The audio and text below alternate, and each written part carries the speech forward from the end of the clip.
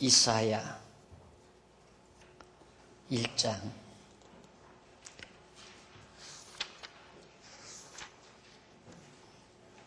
이사야 1장 1절 봅니다.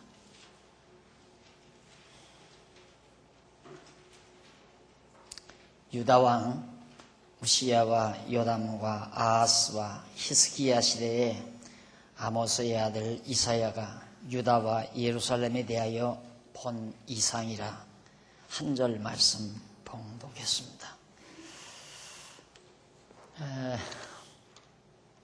지나간 시간에 우리 아가 내용을 살펴봤습니다. 그동안까지는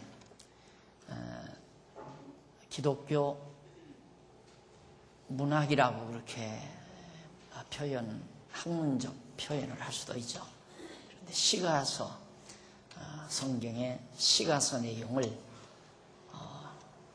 잠언, 전도, 아가서, 욥기하고 지금 시편은 오후에도 계속해 가고 있고요. 그래서 이제 이사야서, 선지서 처음 지금 드리는 내용인데요. 우선 이사야서를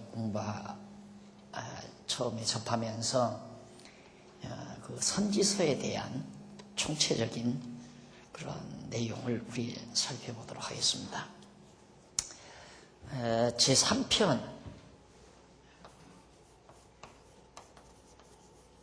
제3편 예언을 통한 언약이라고 해요. 예언을 통한 언약.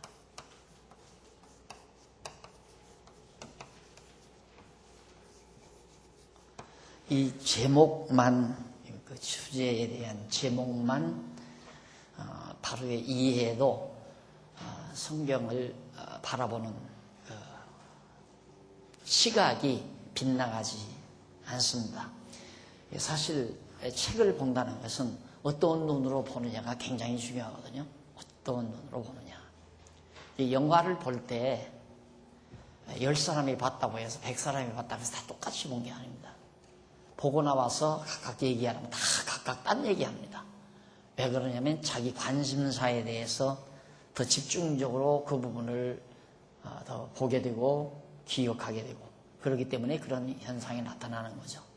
그런 것처럼 성경도 소위 이제 객관적 시각이라고 할 수 있죠. 그 객관적인 시각이 아닌 주관적 시각에서 성경을 보다가 보면 많은 빗나간 시각의 오류를 많이 범하게 되죠. 그것이 보통 일반적인 교회 교사들이 범하는 가장 큰 우범입니다. 착각. 모든 교사들이 제가 성경 개론을 쓰면서 서론에서 그런 얘기했지만은 어떤 눈으로 성경을 보느냐가 굉장히 중요하거든요. 근데 문제는 교사들이 어떤 눈으로 보느냐면 선생의 눈, 즉 설교가의 눈으로 봅니다. 그래서 오늘은 내가 이 성경 어디를 읽고 무슨 말을 성도들에게 강조하고 어떤 생활을 강조하고 어떻게 어필시킬 것인가, 그런 시각을 가지고 성경을 봐요. 그러니까 성경은 그렇게 보면 안 되거든요. 성경은 오늘 내가 봉독한 이 말씀이 하나님께서 나에게 또 오늘을 사는 성도들에게 왜 이 말씀을 무슨 뜻으로 하셨을까? 그것이 이제 바로 접근하는 바른 자세입니다. 그러니까 성경을 어디를 보든지 하나님께서는 왜 이 말씀을 오늘 우리에게 무슨 의미로 전하셨을까? 그래서 이 의미를 찾는다는 건 굉장히 중요하죠. 의미.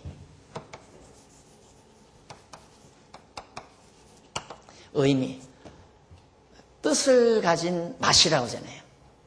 뜻의 맛, 의미. 그러니까 그 뜻이 하나님께서 어떤 뜻을 가지고 우리에게 전한 그 뜻의 참맛이 뭘까? 그 말씀에 대한.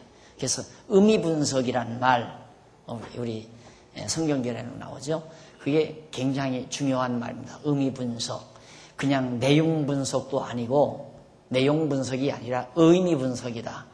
그러니까 내용 분석이면 어떤 사건을 이렇게 분석할 수 있죠.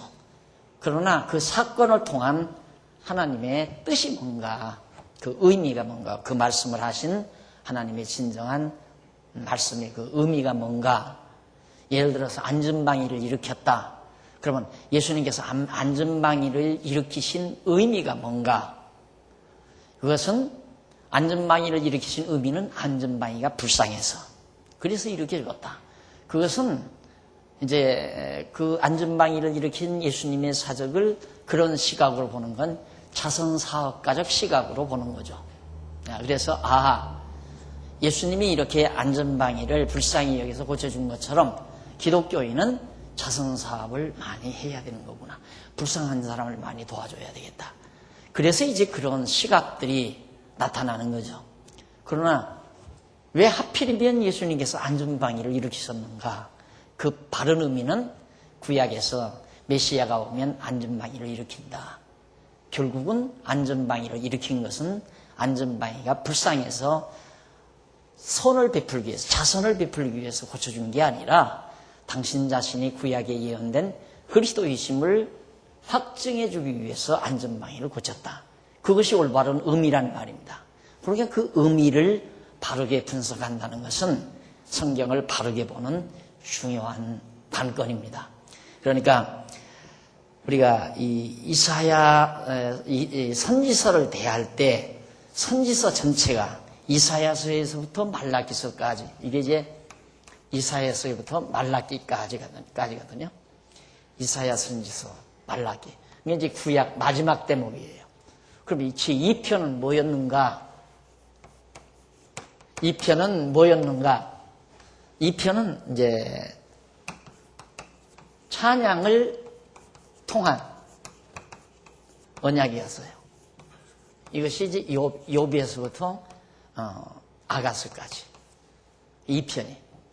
그 다음 제 1편은 뭐였는가? 이걸 이제 우리가 섭리를 통한,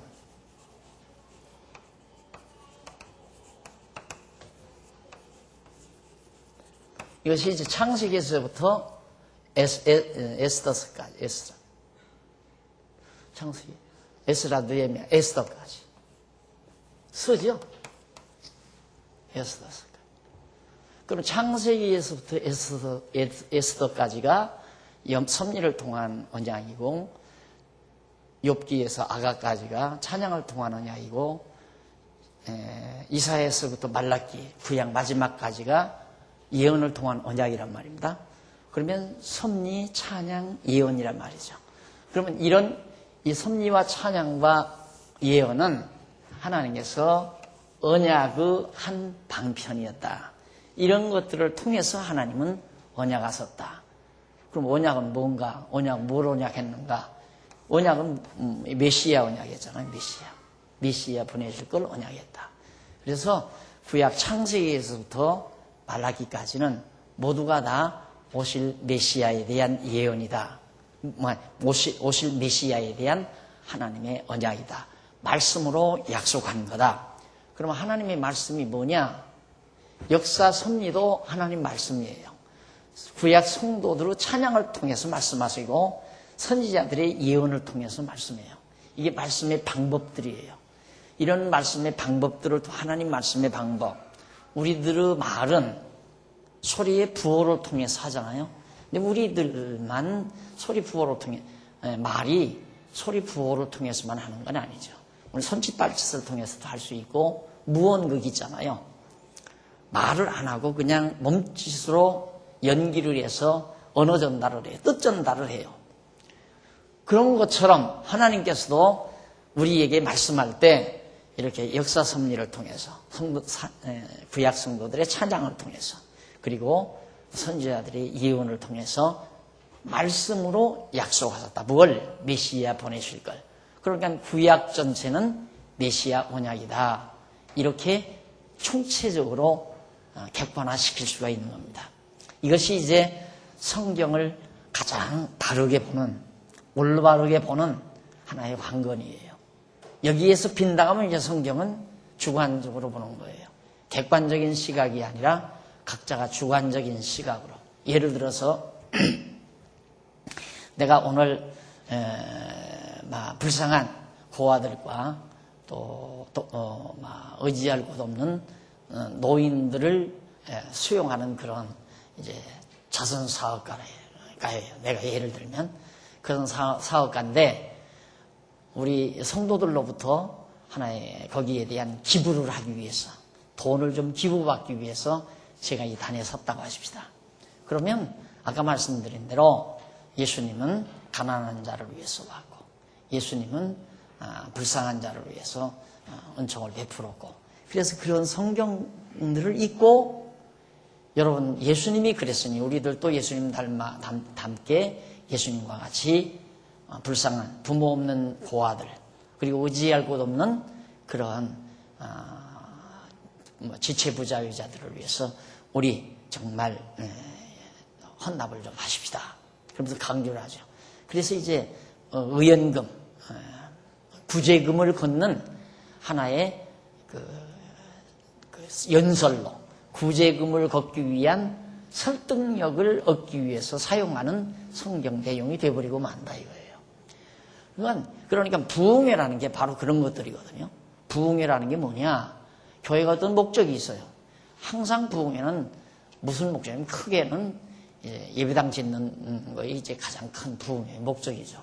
부흥회를 할 때 예배당 짓기 위해서 건축연보를 하기 위해서 부흥회를 합니다. 그러면 물어볼 것 없이 이제 그럴 때에는 언제나 와도 솔로몬의 성전 건축 장면을 반드시 잊게 돼요. 그리고 다윗은 성전을 건축을 하다가 하나님께서 허락지 않는 장면을 반드시 잊게 돼요. 그런 부흥사들은 왜? 다윗도 하나님의 전을 건축하려고 했는데 하나님은 허락을 안 했다. 그런데 지금 여러분들에게는 그 엄청난 솔로몬이 전무후무하게 축복받은 솔로몬이 성전을 지었는데 여러분들도 솔로몬처럼 복을 받으려면 하나님의 성전을 지으십시다. 그러기 위해서 여러분 연보하십시오 하고 연보를 거는단 말이죠. 그럼 누가 들어도 저분 참 성경 말씀 가지고 우리를 잘 가르친다. 이렇게 듣지 야 완전히 땡땡이다. 이렇게 듣는 사람 없어요. 다 올바르게 듣죠. 그것이 바른 거라고 대부분 듣죠. 그러나 그런 강의야말로 정말 아무것도 아니거든요. 그런 얘기가 아니라 솔로몬의 성전 건축한 것이 오늘날 예배당 짓는데 독촉하고 예배당 짓는데 그렇게 강조하기 위해서 연보 걷어들이기 위해서 그 말씀을 성경에 기록한 건 아니란 말이죠. 그러니까 성경을 읽고 성경을 가르쳤다고 해서 다 성경이 아니라니까요. 이게 주관적 해석이에요. 그러니까 각자가 주관적.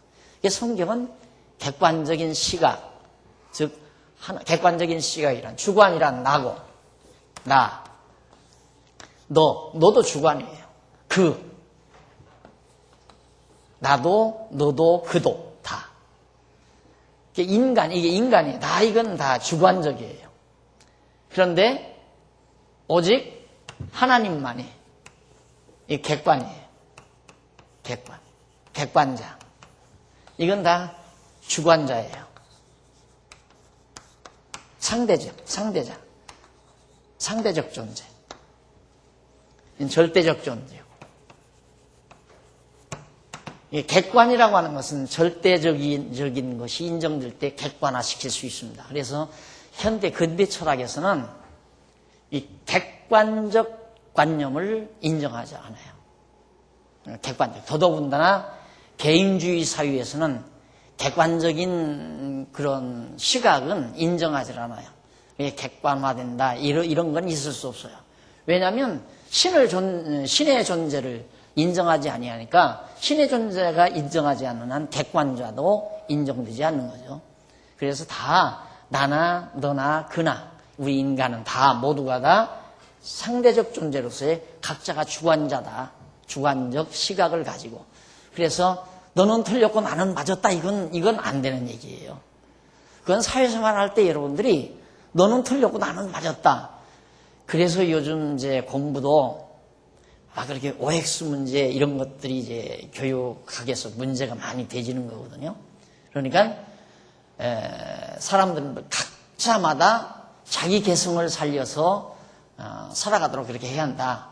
이게 다 주관자가 돼서 다 주관자. 그래서 너는 그렇게 생각하냐? 나는 그렇게 생각 안 하고 이렇게 생각한다. 그러면 되는 거예요. 너는 틀렸고 나는 맞았다 그러면 안 된단 말이죠. 여기서도 제가 만약에 항상 강의 도중에 보면 다른 분, 어떤 사람들이 나한테 가끔 그런 얘기를 해요. 비난을. 다른 목사님들은 다 틀렸고 너만 잘났다고 그러느냐? 이런 얘기를 해요. 그러면 어떻게 들으면 그 말이 맞는 거겠죠? 어떻게 다른 목사는 다 틀렸고 너만 맞다고 그러느냐? 야, 박 목사 우스운 사람이다. 그렇게 되죠. 근데 그 말이 모순이 있어요. 내가 가리키는 것이 내 주장, 내 철학, 내 사상이라면 그건 맞는 얘기예요. 어떻게 내 것만 맞고, 내 것만 맞고 다른 목사들 건 다 틀렸다고 그러냐? 그 말이 10번도 옳은 말이죠. 그러나 나는 내가 틀렸다라고 말하는 이유는 하나님의 말씀은 이것인데 객관적인 거니까 오직 이 객관화되어진 것은 절대적이에요. 상대적이 아니에요. 이럴 수도 있고 저럴 수도 있는 게 아니라 말입니다. 오직 이럴 수밖에는 없는 거예요. 이게 절대적인 거거든요. 그게 절대 진리인데 성경은 이렇게 절대 진리인데 어떻게 저 말씀대로 하지 않느냐. 그러니까 그건 틀렸다고 말이에요. 그러니까 내가 말하는 건 나는 옳고 너는 틀렸다가 아니라 하나님의 말씀은 이것인데 네가 이 말씀을 이렇게 말하니까 그건 틀린 거다 그 말이거든요. 그러니까 일반적으로 통속적으로 이렇게 사회적으로 말할 때 어떻게 너만 맞고 남은 틀렸다고 그러느냐.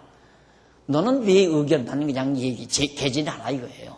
그리고 남의 의견도 좀 존중하고 그게 보편적인 상식이에요. 사회생활은 그렇게 해야죠. 남의 의견도 좀 인정을 하고 내 의견도 개진하고 그러면서 서로 조화를 이루고 그렇게 사는 것이 사회생활 아니겠어요? 그러나 종교는 안 그렇단 말입니다. 종교는 하나님 객관자 하나님이신데 절대자이시고 이분은 불변자예요. 그러니까 그분의 뜻이 그분이 이 말씀을 하신 의미는 하나뿐이란 말입니다. 하나. 의미가 둘일 수도 있고 셋일 수도 있는 건 아니에요. 하나 성경 말씀의 최고의 의미는 단 하나. 그 안에 구약 성경, 구약 창세기에서 에스더까지 욥,아가, 이사야, 말라기까지 모두가 구약 성경 다인데 구약 성경 다 내용이 뭐냐? 결국은 메시아 언약이다. 딱 하나야. 의미가 하나 딱 꺼내 하나. 의미는 구약 성경이 말씀하고 구약 성경을 통해서 하나님께서 말씀하는 내용은 언약 내용이다 이 말이에요. 언약. 모두가 다 언약이다. 구약, 옛 언약이다 이 말입니다. 그럼 그 언약의 구체적인 내용이냐? 메시아 언약이다. 메시아 보내실 것 언약했다. 그 하나의 의미밖에는 없는 거예요.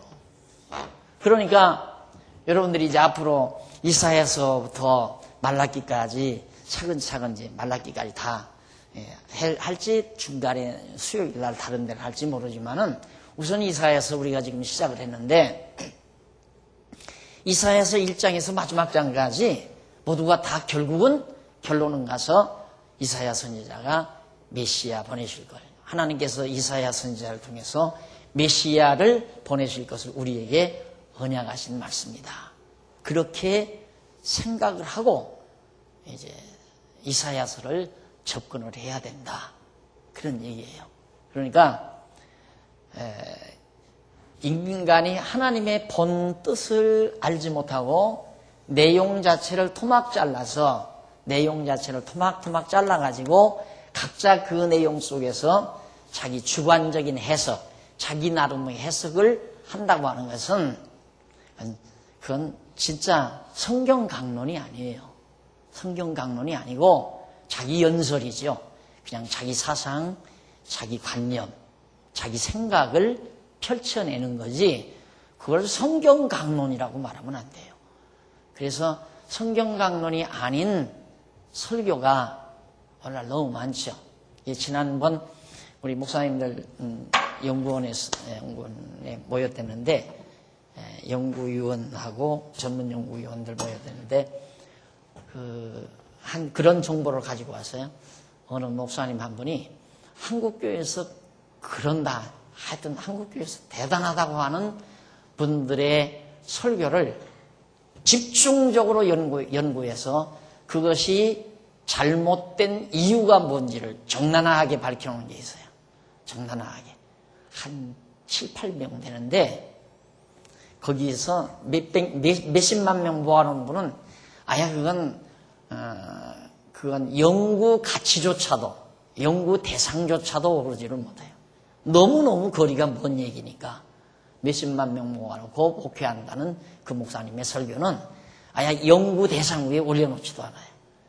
그러니까 한다는 강남의 대단한 교회 목사님들, 또 전통 장로교회 하여튼 이름난 그런 목사님들의 설교를 집중적으로 연구해서 하나하나 조목조목 들어가지고 설교를 갖다 비판을 했는데 아주 그럴듯하게, 그럴듯이 아니라 정확하게 비판을 했어요.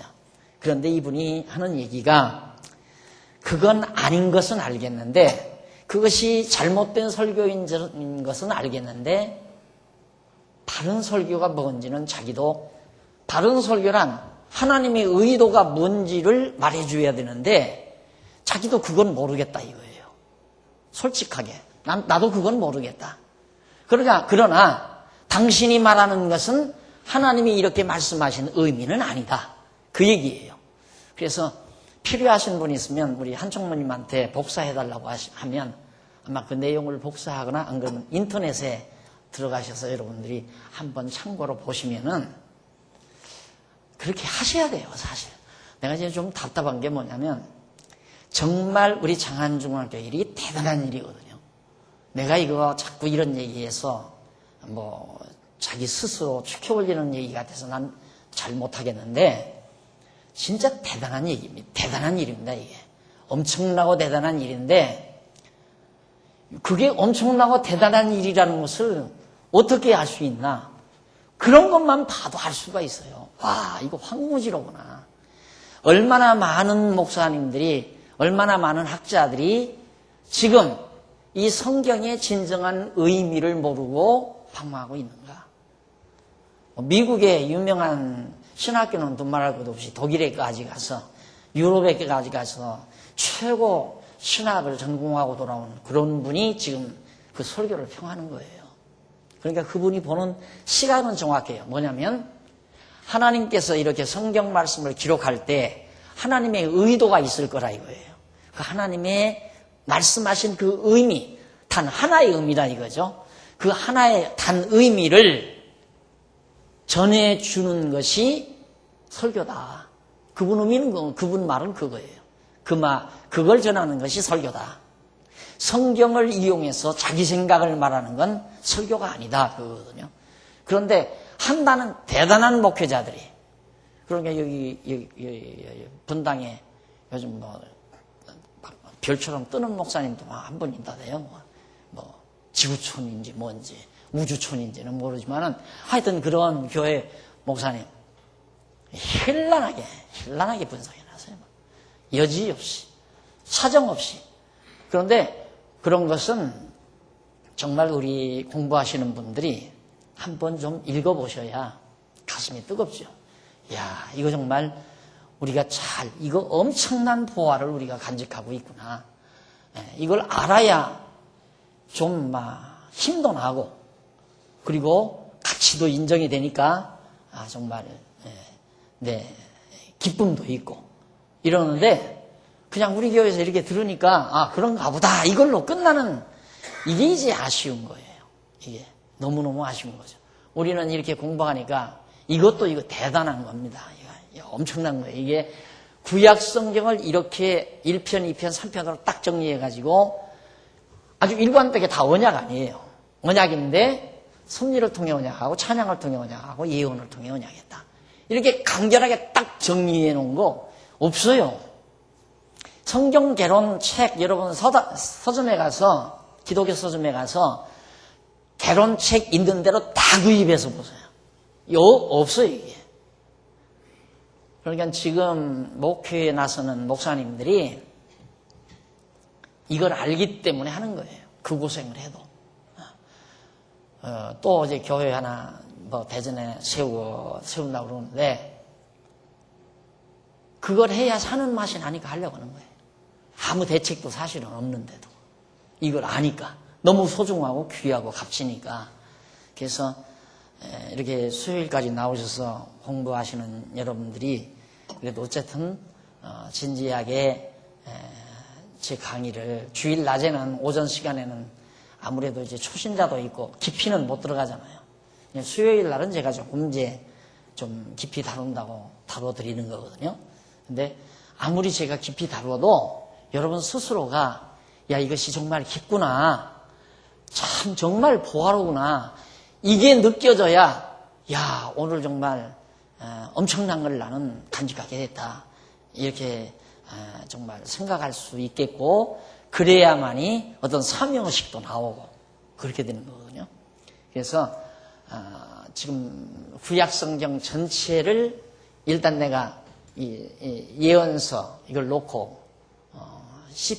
이사야서부터 말라기서까지 우선 이사야 강의하면서 여기서 여기 넘어오잖아요. 넘어오니까 이게 이어져야 된단 말이죠.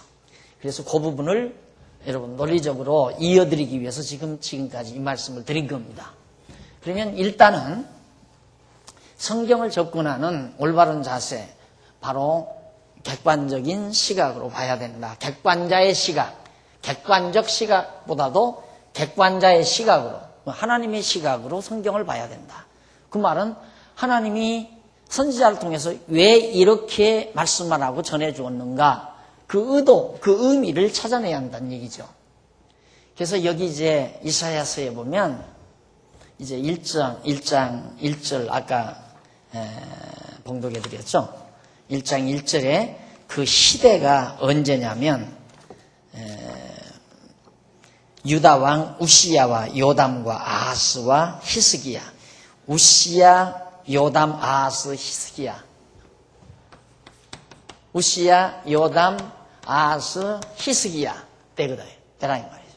그때가 언제냐면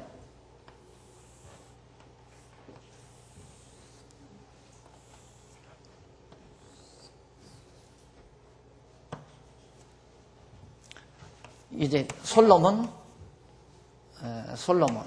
이건 이제 다윗.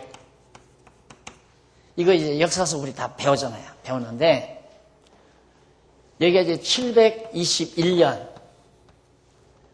요 무렵이란 말입니다. 721년 요 무렵.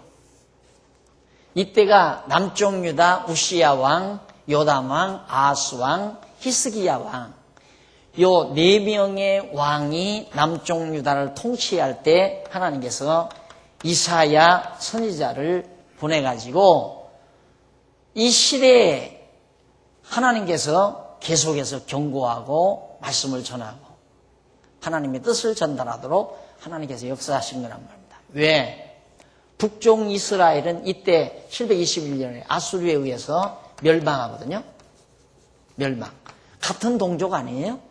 북이스라엘은 나라를 갈라가지고 와서 여로보암이 나라를 세웠는데 급기야 그들은 이제 망해요. 왕조가 너댓 번 바뀌어진 다음에 멸망당하는데 그 멸망할 그 무렵에 통치한 왕이 우시야 왕, 요담 왕, 아하스 왕, 히스기야 왕. 그러니까 이 721년 이 언저리 전후를 통해서 이 왕들이 통치를 한 거예요. 이 시대에 하나님께서 선지자를 이사야를 보낸 겁니다. 왜 보냈는가? 북쪽 이스라엘은 선지자를 보내질 않아요. 안 보내요. 안 보내니까 깨닫지도 못하는 거거든요. 그래서 급기야는 망해버려요. 우리 생각 같아서는 이 사람들 멸망하니까 선지자를 보내려면 북쪽 이스라엘 왕에게 보내야 되잖아요. 근데 이들에게는 보내지 않아요. 안 보내는 이유는 왜 그러는가? 무투말할 것 없이 듣고 깨닫고 돌아와 고침받을까 봐. 전하지 않는 이유는, 말씀을 못 깨닫게 하는 이유는 돌아와서 고침받으면 안 되잖아요. 왜? 여기는 하나님께서 멸망시키도록 3, 4대 만에 망하도록 하나님께서 이미 정해놓으신 건데 이들은 안 망하면 안 되잖아요. 그러니까 망하게 하려니까 못 듣게 하고 못 깨닫게 하는 거예요. 망하게 하려니까. 그러나 남쪽 유다는 망하면 안 되잖아요. 다윗 왕조가 유지돼야 되니까. 그러니까 깨닫도록 이사야 선지자를 통해서 하나님의 뜻을 알려주고 깨닫게 하고, 그러기 위해서 이제 이사야 선지자를 하나님께서 보내시는 것이다. 선지자의 말씀이 들려온다는 것은 하나님의 사랑의 표시거든요.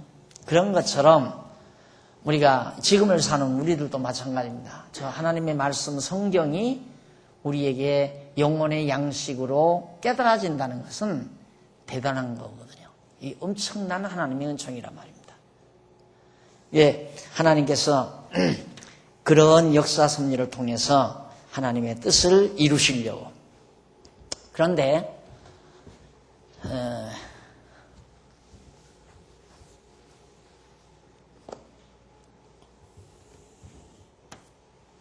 아브람 있죠? 아브람. 여기가 이제 모세고.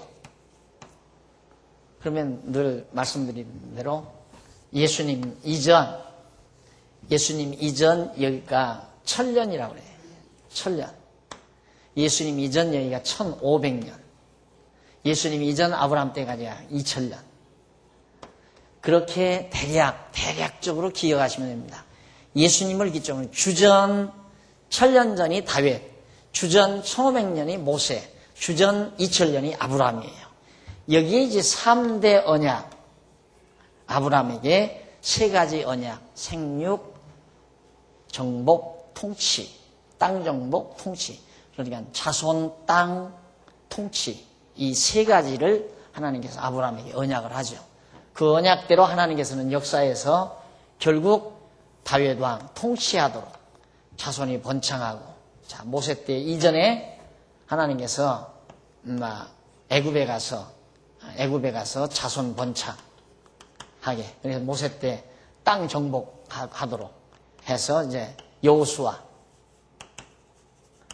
땅, 그리고 이제 통치, 이 안에 자손 번창시켜서 모세를 통하여 가나안에 나와가지고 여호수아가 가나안 땅으로 들어가서 가나안 땅에서 이제 다윗이 왕이 되면서 나라를 이렇게 다스리도록 하나님께서 역사하시죠.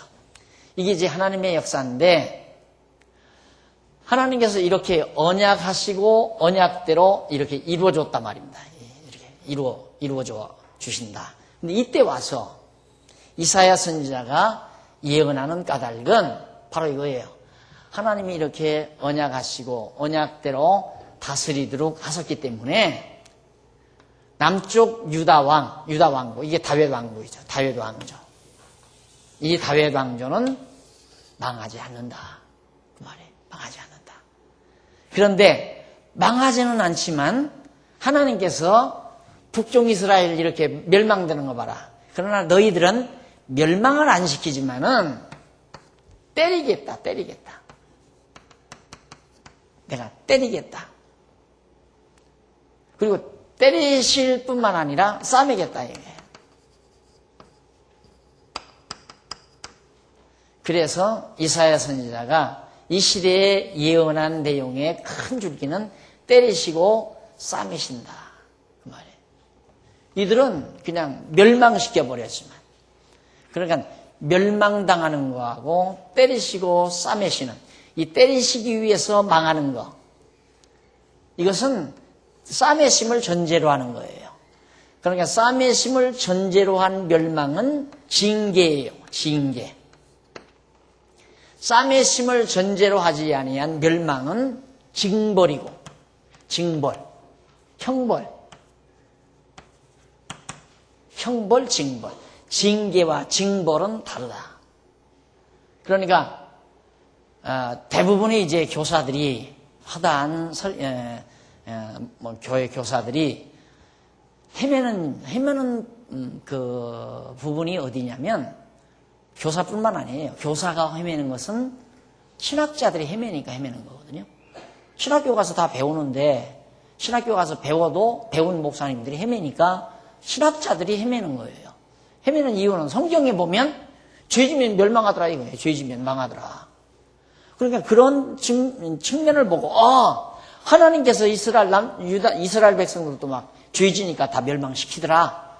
그러니까 장로교 신학자들이 한 번 하나님이 예정하셔서 선택했으면 안 망해야 되는데 성경은 실제로 죄지면 망하는 내용들이 엄청 많다 이 말이에요. 그러니까 그 말을 못하는 거예요. 한 번 하나님께서 영원전에 우리를 선택해서 하나님의 자녀 삼았으면 하나님은 절대로 버리지 않고 아주 멸하시는 법은 없습니다. 우리는 그게죠. 우리는 아주 멸하지 않습니다. 자, 여기서 멸했어요.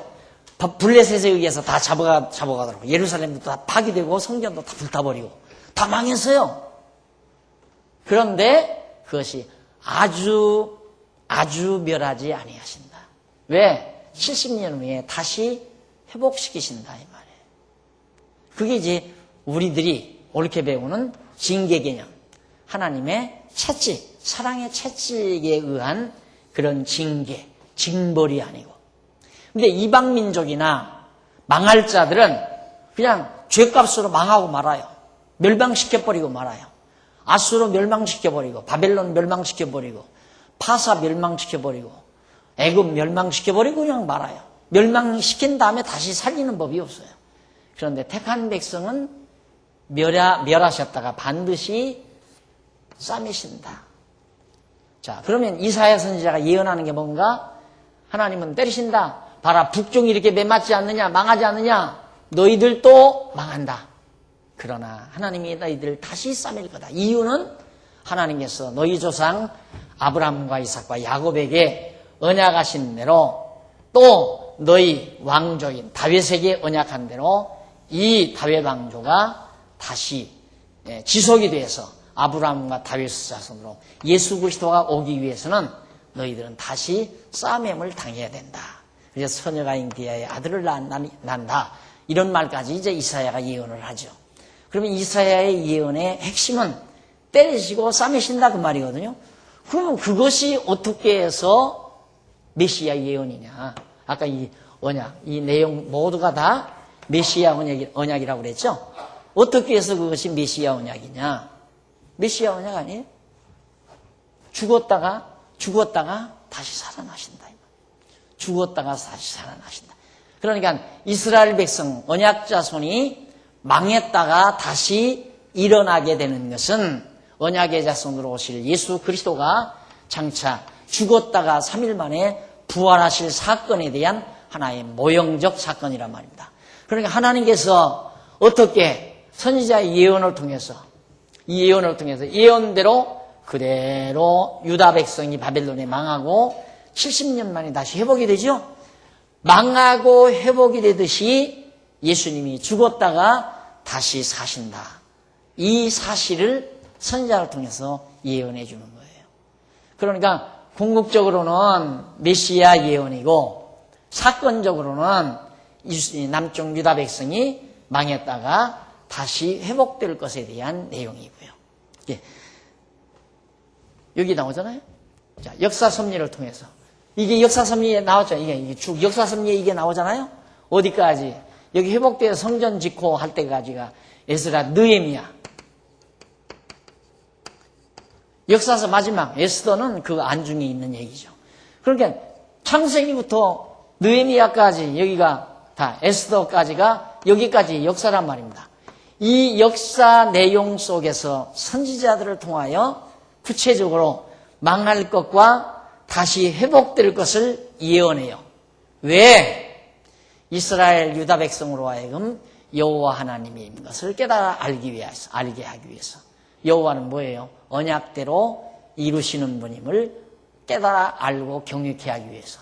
그러니까 망한다고 하면 언약대로 망해야 되고 흥한다고 하면 언약대로 흥해야 되잖아요.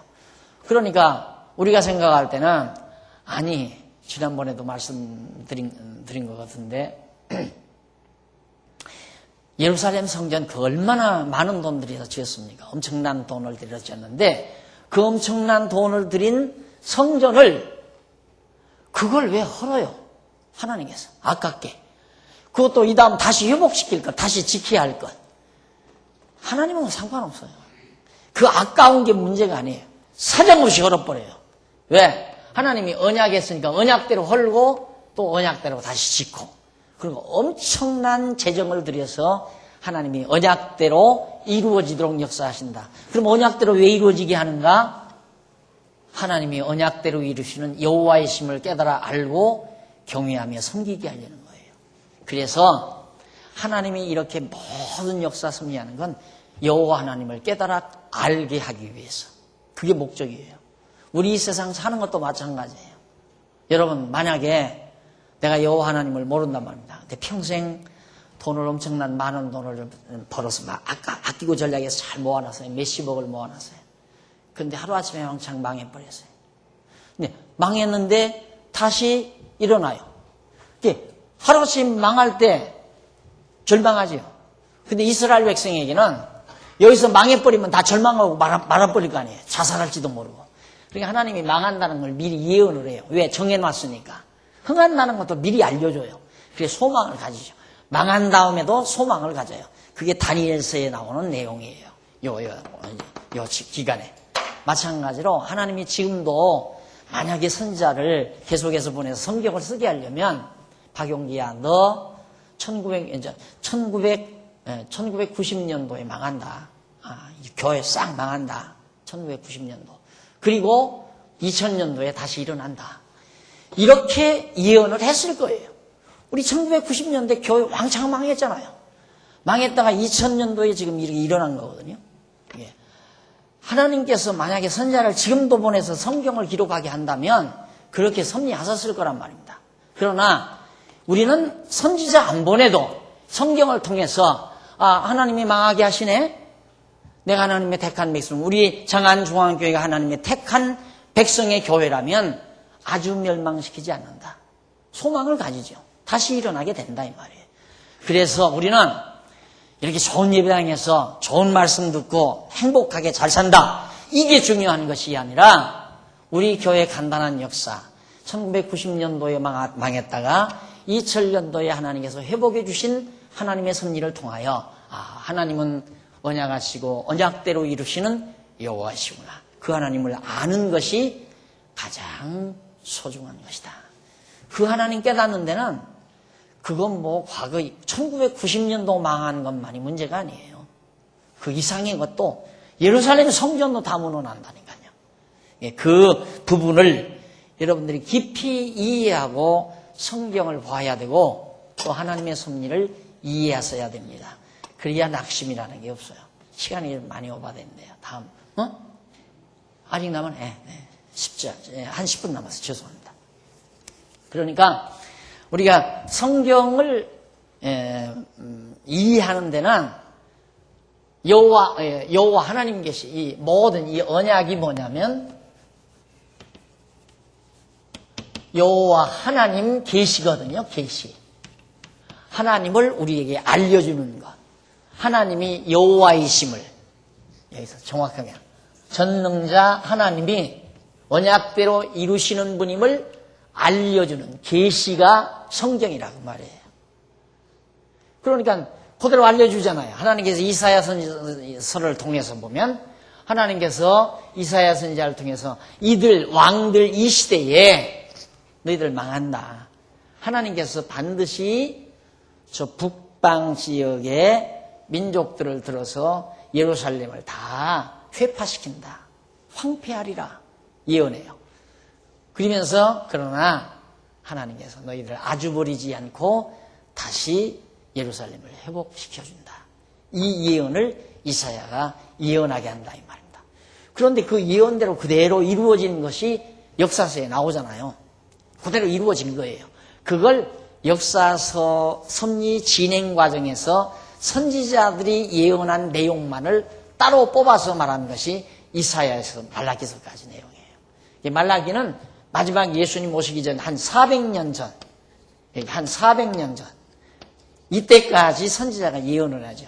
이때 마지막 이 선지자가 예언하는 건 이제 분명히 누가 나타나면 광야에 외치는 자의 소리, 요한이 나올 걸 말해요. 요한. 세례 요한이 나타난다.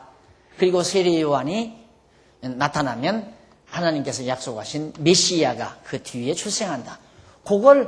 그 내용을 말라기 선지자가 예언하고 그 400년 이후에는 아무런 예언이 없어요. 선지자 보내지 않았어요. 그 예언을 말라기 선지자가 마지막으로 세례 요한 보낼 것과 세례 요한 이후에 예수가 오신다는 사실을 예언하고 나서 400년 동안 아무런 선지자가 없었어요. 그런데 진짜 예수님 오실 무렵에 광야에서 외치는 자의 소리, 세례 요한이 나타나서 회개하라, 천국이 가까웠다. 메시아가 가까이 왔다 이 말이에요. 그러면서 세례 요한이 나타나잖아요. 그것이 바로 그러면서 신약으로 이어지죠. 그래서 거듭 말씀드리지만 성경은 하나님이 여호와의 심을 깨닫게 한다. 그럼 성경 모든 이런 역사 섭리가 그건데 오늘 우리 장안중앙교회 역사는 뭐냐? 우리 이 교회 역사도 그렇고 내 개인의 생활에 대한 역사도 마찬가지예요. 내 개인의 생활의 역사에 대한 것도 하나님이 내 생각대로, 내 뜻대로, 내 욕심대로, 내 의지대로 되는 것이 아니라 하나님의 정하신 뜻 따라 다 이루시고 섭리하신다는 것을 깨달아 알고 언약대로 이루시는 여호와를 섬기며 살게 하려는 것이 하나님의 뜻이에요. 그러니까 가장 중요한 목적은 여호와 하나님을 깨달아 알게 하려는 거다. 거기에 민족적으로 유대인들이 엄청난 수업료를 치르고요. 수업료를 지불하고요. 오늘 우리들도 개인적으로도 수업료 지불하고 교회적으로도 엄청난 수업료. 여러분 90년도까지 보면요. 22년, 23년 동안 안 먹고 안 쓰고 그냥 전략하고 그래서 한 푼 두 푼 연보해서 방 한 칸 몇 평 드리고 예배당 몇 평 드리고 전세금 그거 홀랑 다 날라갔잖아요. 다 싹 날라가 버렸어요. 그 날라갔으면 그냥 자포자기 해야 하는데 그게 다 날라갔어도 돈 날라갔잖아요. 돈은 날라갔지만 말씀은 그냥 있잖아요. 그래서 그냥 어디라도 나 있는 곳에는 2명이든 3명이든 10명이든 말씀을 듣고자 하는 분이 있을 거다는 확신이 들 수밖에 없죠. 그때 한 200여 명 넘는 교인들이 있었으니까. 그러니까 뭐 다 교회 망해버려도 재산이 다 없어져, 교회 재산 다 없어져 버려도 내 방 안에 앉아 있어도 주일날이면 꾸역꾸역 한 10여 명이라도 찾아올 거다. 이 생각 가지고 그냥 산 거예요. 그런데 여기 안 나오셨습니다만 남아는 권사님들 몇 분들 또 막 힘 모아가지고 그렇게 해서 돈 빚 얻고 은행에서 얻었다든가 얻어가지고 60평짜리 하나 얻어놓고 나는 거들떠도 안 봤어요. 내버리고 왔어요. 대책이 없으니까. 그랬더니 얻어놓고 예배드리자고 그래서 갔더니만 마침 빈 공간이더라고요. 거기서 예배드리기 다시 시작했죠. 예배드리기 시작해가지고 1년인가 2년인가 지나니까 꽉 차가지고 도저히 더 이상 안 되니까 먼저 있던 자리 여기서 여기 이사 오기 전 그 자리로 다시 들어갔어요. 그걸 2, 3년 만에.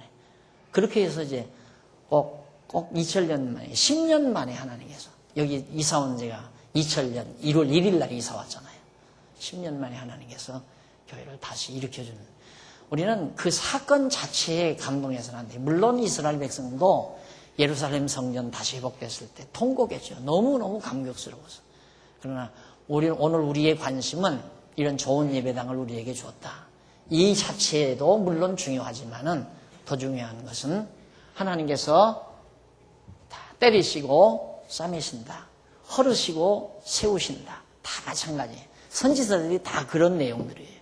그러니까 하나님은 언약대로 언약하신 대로 망하게 하고 흥하게 하고 죽이시고 살리시고 그게 바로 그래서 전도서에 보면 우리 공부했지만 천하범사가 때가 있다.